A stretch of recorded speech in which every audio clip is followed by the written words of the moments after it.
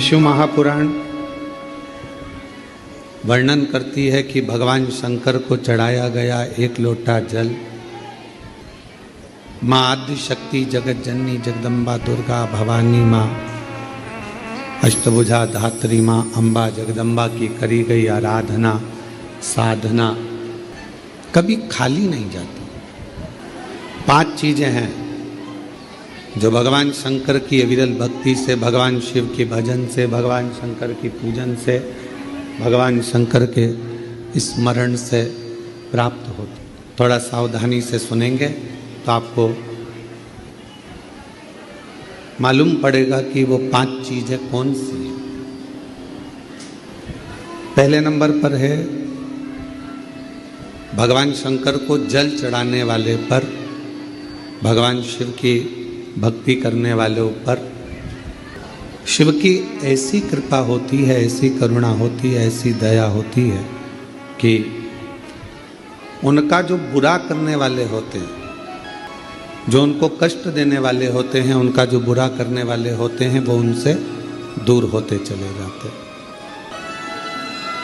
वो उनसे दूरी बना लेते हैं।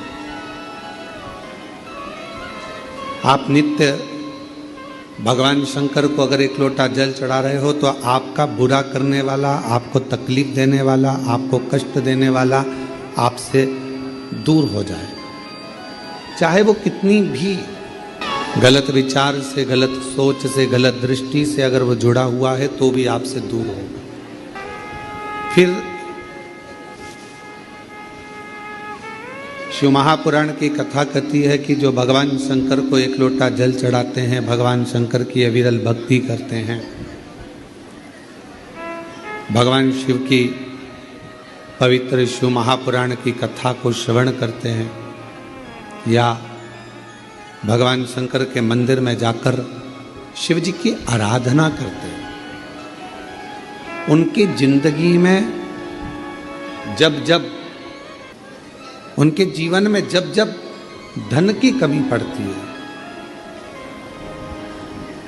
उनके जीवन में जब जब संपदा की कमी पड़ती है, उनके जीवन में जब जब पैसे की कमी पड़ती है, आप अगर शिव जी को जल चढ़ा रहे हो, पूजन कर रहे हो, अर्चना कर रहे हो, आराधना कर रहे हो, साधना कर रहे हो, तो आपके जीवन में कभी भगवान धन की कमी नहीं आने देता। एक लोटा जल चढ़ाने वाले पर शिव कृपा करता है, संपदा देता है। पहले नंबर पर भगवान बुरे लोगों को दूर कर देता है अपने से। दूसरे नंबर पर संपदा धन की कमी नहीं आने देता। तीसरे नंबर पर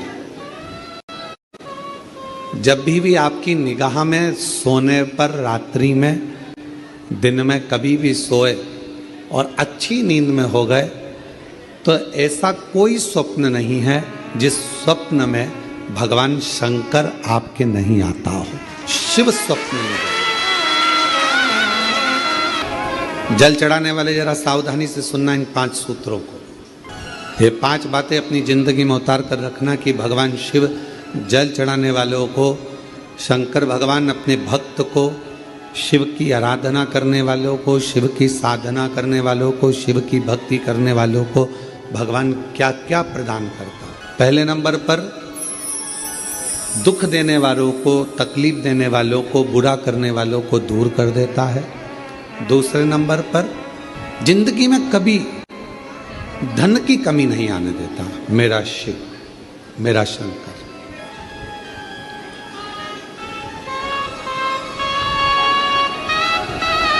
तीसरे नंबर पर ऐसा कोई स्वप्न नहीं है जिस स्वप्न में शिव ना हो। तुम रात को सोओगे, कितने भी सपने देख रहे हो, परंतु एक आध सपना ऐसा होगा जिस सपने में तुम्हें शंकर जी जरूर नजर आएगा, शिव जरूर। और जब स्वप्न में शंकर जी नजर आने लगे तो समझ लेना कि शिव जी ने तुम्हारा हाथ पकड़ना प्रारंभ कर लिया है और शिव तुम्हें साथ। उसी तरह रात भोले सपने में आओ भंडार भर गौ सर। जब वो स्वप्न में दिखने लगे, जब वो स्वप्न में नजर आने लगे, जब उसका स्वप्न में आगमन होने लगे, समझ लेना कि मेरे भोले बाबा, मेरे शंभु, मेरे त्रिकालदर्शी, मेरे कैलाशी अविनाशी शंकर भगवान ने आपका हाथ पकड़ लिया, पकड़। महाराज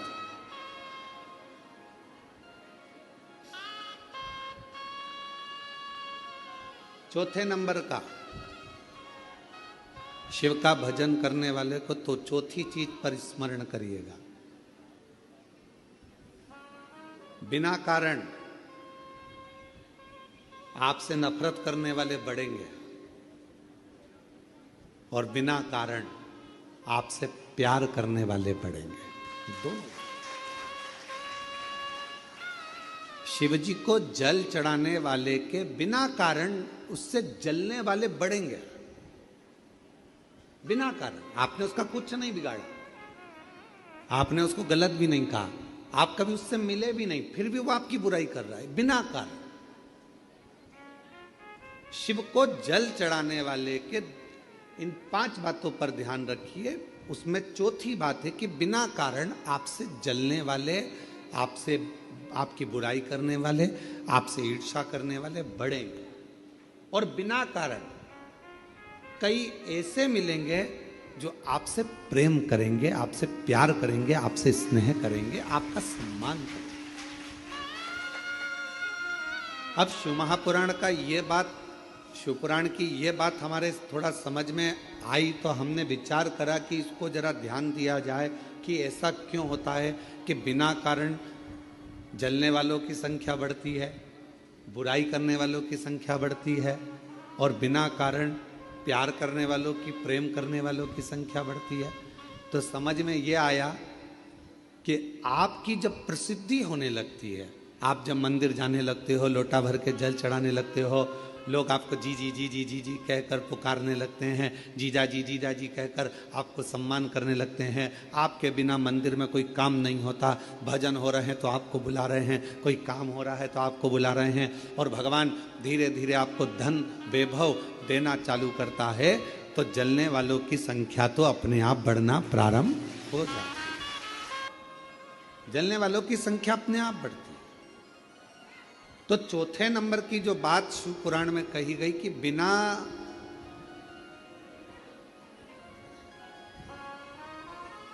वजह नफरत भी कर रहा है और बिना वजह प्रेम भी कर रहा है, तो समझो कि शिव की करुणा हुई। और 5वें नंबर पर है, आपका कोई काम है, आपका कोई कार्य है और वो धीरे धीरे पूर्ण होने लगे, आज नहीं तो कल, कल नहीं तो परसों, पर धीरे धीरे 15 दिन में, 1 महीने में, 3 महीने में, 6 महीने में बाबा आपके कार्य को पूर्ण करने लगे, तो समझ लो कि शिव जी ने करुणा करना प्रारंभ किया।